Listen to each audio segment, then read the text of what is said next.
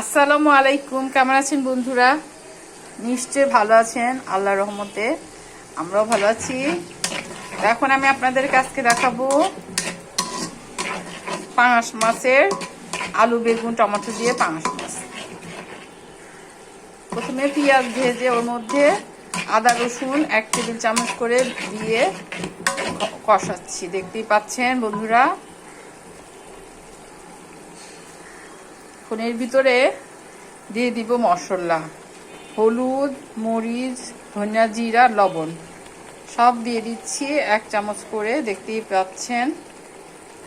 লবণটা আপনাদের স্বাদ মতো দিবেন চেখে।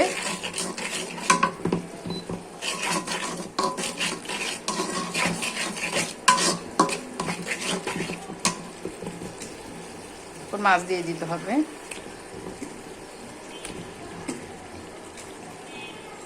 মাছ দিয়ে কষতে হবে।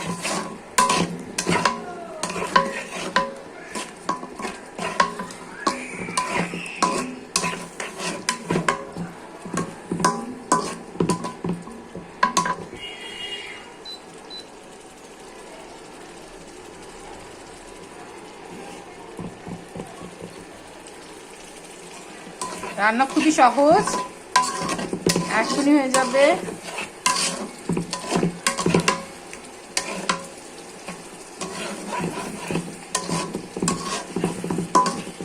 সহজ রান্না শিখে নেবেন, তাহলে আমার রান্না নিয়ে আর আমাদের আর সারাদিন টেনশন করতে হবে না।